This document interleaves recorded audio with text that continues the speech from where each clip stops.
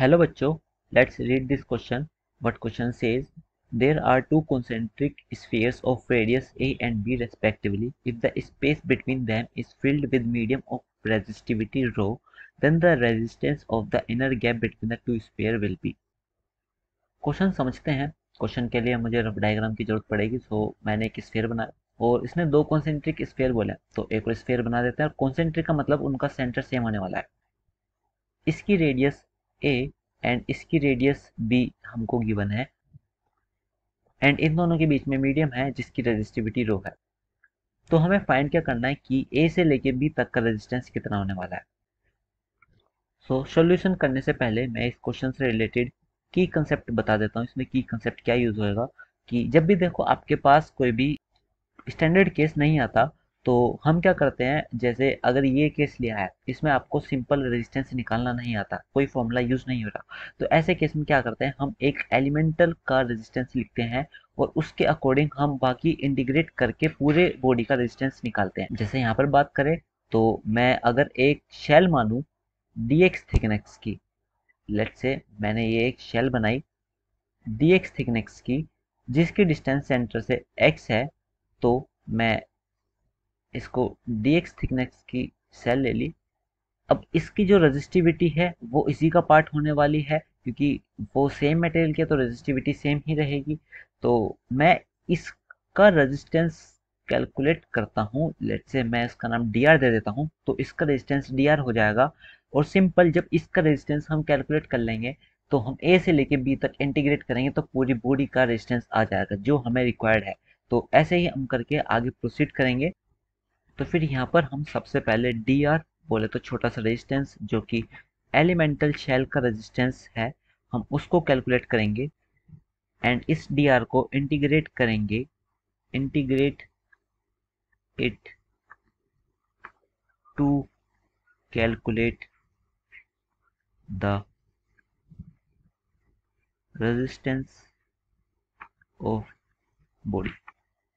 तो इसको इंटीग्रेट करके हमारे पास पूरी बॉडी का रेजिस्टेंस आ जाएगा। So let's move to the next page. मैं वहाँ पे अच्छे से बताता हूँ। सो मैं अब यहाँ पे करता हूँ। जैसे ये आपके पास a रेडियस है एंड ये b रेडियस है। हमने x डिस्टेंस दूर जाकर एक dx थिकनेस की शेल ली थी, x and the thickness of this shell, let's say this is dx। तो हम इसका dr कैलकुलेट करते हैं जो छोटा सा रेजिस्टेंस है उस शेल का। सो मैं इतने हिस्से को यहाँ पे दिखाता हूँ कि लेट्स से ये आपका x डिस्टेंस पर जाके dx की थिकनेस की शेल ली है, लेट्स से ये dx है। तो हमें इसका dr कैलकुलेट करना है और इसकी रेजिस्टिविटी रो ही रहेगी बिकॉज सेम मटेरियल का है। तो मैं अगर dr कैलकुलेट करता हूँ तो इसकी dr हो जाएगा rho times length which is dx and upon area. Area क्योंकि ये एक शेल है, एक स्फेरिकल शेल है, तो इसका एरिया हो जाएगा 4πx²। ये हमारे पास रिलेशन आ चुका है रेजिस्टेंस का, और इसी को इंटीग्रेट करेंगे तो हमारे पास पूरी बॉडी का रेजिस्टेंस आ जाएगा। इसको इंटीग्रेट करने के लिए हमें लिमिट्स का भी काफ़ी ध्यान रखना पड़ेगा।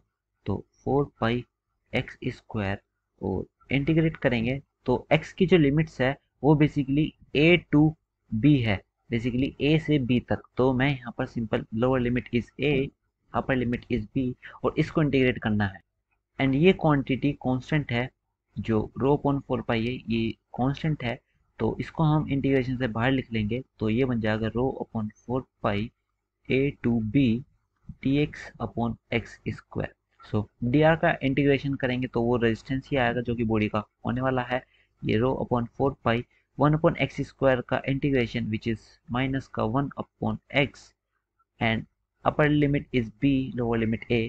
तो इसको अगर हम सोल्व करते हैं तो फिर रेजिस्टेंस की वैल्यू यहाँ से आ जाएगी rho upon 4π 1 upon a minus 1 upon b।